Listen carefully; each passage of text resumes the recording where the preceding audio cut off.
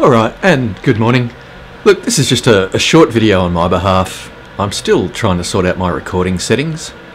Attempting here to record high dynamic range footage, make it look good. I've opted for low resolution at this point. More so looking at the frame rate, looking at the 60. The 60 will help me record errors if there are, the visual errors that might come about with using a motion frame interpolation or frame doubling technology, if you will. All the videos I was doing yesterday were based on 30 frames a second, which kind of meant every single motion error was recorded into every frame and held on the screen on a viewer's screen at like twice the detail levels, for twice the persistence as would have actually been. So in the video playback you saw things that the eye just didn't catch when resolving it at 60 frames a second. So look, this is Hogsmeade. I'm now running settings in this game higher than any I've ever been able to sustain while playing, and it's all due to FluidMotionFrames 2. So a few days of testing now has shown me that I thought FluidMotionFrames 2 was the best thing since sliced bread for gaming, full stop. I thought there just wasn't an instance where I was catching it out, and then I managed to find a game that didn't have any FSR technologies in it, and I was just brute forcing that game, same as any other game, but I noticed at the same frame rates I'd been playing my other games at, which was aiming for a locked 1% low of higher than 30 frames a second and tuning for basically 40 frames a second on the top end, and that was just giving me these perfect gaming experiences across The Witcher and Ghostwire Tokyo. Well, maybe not Ghostwire, I'm talking about that right now. For all the games that have high levels of ray tracing and just loading up your video card across all of its different sections, I've been having a hard time running them at high res, high refresh rate with all the eye candy at max. And so here's a proof of concept that you can do it now. And so for me, being able to up the resolution and maintain these frame rates is the biggest advantage. Well, no, that's the eye candy bonus I get. The biggest advantage now is I'm not stuck on a mouse, right? When I used to brute force this game with all the eye candy on, I found because there was frame rate fluctuations up high that swinging between 60 and 30 frames a second is quite jarring to anyone. Right, just look at the bird cage there. It's actually one of the things that's really impressive about this higher resolution. I really enjoy that. So yeah, this is using none of the upscaling type technologies. Look, there was a low there. I saw the frame rate get a little bit low. The reason I run this way around Hogsmeade is just to put it to the test and catch things out, like the grass rendering on this hill here. If you're not at a high resolution like I am now, this grass just becomes mush, and on the way back down, none of the FSR technologies, nothing other than just brute forcing high res has made that look good. Okay, so as I jumped that wall, there was some frame doubling on the legs in the animation that you can see it if you're looking for it, but if you're actually playing and you're not focused on the edge just around your character for the occasional moment your frame rate drops below 30 in the lows like I expect coming through the courtyard here, I could never brute force more than about 24 or 26 frames a second. This is a 10-year-old CPU with all the limitations that come with older platforms. I know what my lows are, and having tweaked the game around the weaknesses of my ancient computer, being able to play modern games on the controller, which has, as a wireless controller, it adds latency, and I just found that all my gaming has been on mouse when I've been brute forcing all these cutting edge titles, including things like Ghostwire Tokyo. But yeah, getting back to my thread on FluidMotionFrames, Ghostwire Tokyo, if I used the Unreal Engine's upscaler rather than the FSR, it was obvious that the FSR wasn't able to do predictive motion vectoring for the motion frames, for the doubled up frames. And the experience of the game, even though it might have technically looked prettier using the Unreal Engine upscaler, the lack of information being fed to the motion frames made for a really patchy experience. Like, oh, it was so bad. So, as I've come to see, if the game is written for console, if it's aware of the FSR suite of technologies, it's probably going to run the FluidMotionFrames 2 a lot better. Now, I've been playing a lot of games that don't technically have the FSR 3 or the FluidMotionFrames 2 support. I've been running across my computers, just trying lots of things. For me, the biggest changes are The Witcher and Hogwarts Legacy, because being able to now play them on a controller at basically what feels like lock 60 is just fantastic, like with all the eye candy up, and The Witcher running it at a higher resolution. Now, only because this is a new character, I can't actually leave Hogsmeade yet. I should have loaded up a different one of my save games, but the Hogsmeade is a bit of a worst case scenario. You got a lot of stuff going on. It's very easy to come up with areas in Hogsmeade where the frame rate bombs. Look, I'm running my GPU a little bit hotter than usual at the moment. You can hear the fans in the background, and that's just I've got a fan profile that only ramps up when it's right at the edge. I normally run my video card 40 megahertz less, and then it just runs cool and quiet. But just as a proof of concept, I'm just brute forcing all these games with all the ray tracing and everything on, and just being able to enjoy them. But look, what I notice is the difference is that my frame rate remains solid, and so when I turn, areas that normally become low frame rate normally affect my turning speed, and I can spot the one or two areas in this game. Like, I'll give an example. There's a bush that looks back at Hogwarts Castle just here, where it doesn't matter what your settings, your frame rates are dropping down to low 20s, just here. And so this will make all the frame doubling get caught out. My frame rate lows are now well below 30 frames a second. The frame rate doubling should, and just the responsiveness here is so much better than any time I've had the machine set to low frame rate. And for anyone who looks at individual screenshots of a single frame and then zoom in on the screen and you know, create a situation where you're looking at a static screen and then go look at the visual issues that were introduced in this single frame, right? As someone that's been playing on high refresh rate monitors since the 90s and is very attuned to spotting visual issues, I won't run with any of the upscaler technologies that downsample my 4K or downsample my high-res gaming. They destroy the graphics. And I saw this in The Witcher. If I turned off the FSR resolution, the dynamic resolution scaling, but left the FSR technologies on so that the frame interpolation could work, the graphics at high res were just immaculate. Watching the rain roll over Geralt's ringmail armour was incredible in a way that none of the upscaling technologies work. Now, okay, so my frame rate's bombing a little bit here, but no better or worse than any other time. I've never been able to run Hogwarts with these settings set to this high, including the ray trace shadows, which was one I turned off for about the first 8 months of play because the game had it broken. And I know what my frame rate is like running through this courtyard here with all these settings maxed, and it typically will affect the frame rate, the turning speed, and it'll actually get a little bit janky, and it's not doing that anymore, right? Like, it's just the amount of my games that I used to have to run at the bleeding edge just to make them work, and then the fans would be loud, and now in all of those games I can run them quietly, right? Like, as one little tool that's come to market in the last couple of weeks. It's only in the beta driver branch, but it's soon to come. The release candidate of these drivers is getting better and better. The stability of these drivers is better with each build.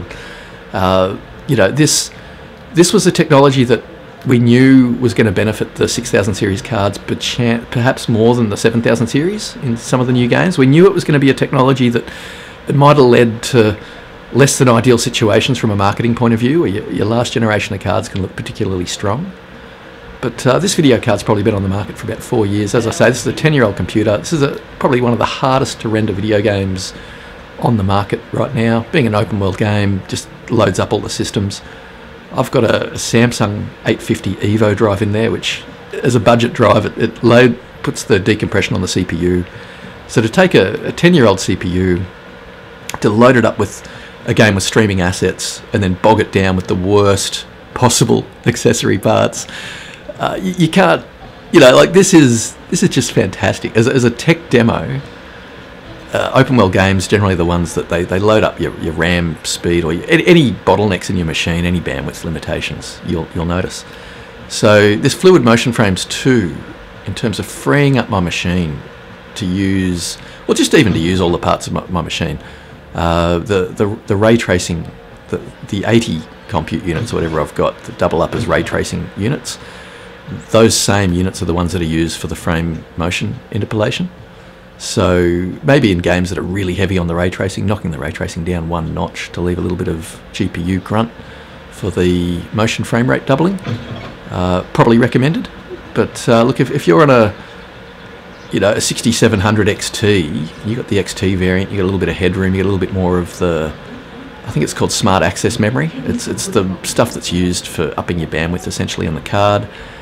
You've probably got a really good candidate for a card with to use the frame doubling, and you're going to find settings in your games now. There's going to be more leeway to find settings that just work for you and make you really happy to be able to run the settings as they should be. Now, I say the settings as they should be, right? Here's an example in the last week that's just blown my experience with gaming. Being able to run Hogwarts easily 15% higher resolution with none of the adaptive upsampling techniques where if it can't hit frame rate, it just lowers the resolution and the grass becomes and everything looks not so ideal. Right now I don't have to do that, and I can actually run the game at a much higher resolution. What's really impressive is when you look at the ray tracing, the pixels having more pixels on the screen to resolve brightness points over, and therefore gradations around them, and I just noticed with the ray tracing in particular, as you went high res, it was less like visual noise and more like, yeah, this is impressive, letting my eyes just fall across the frame and experience the brightness changes.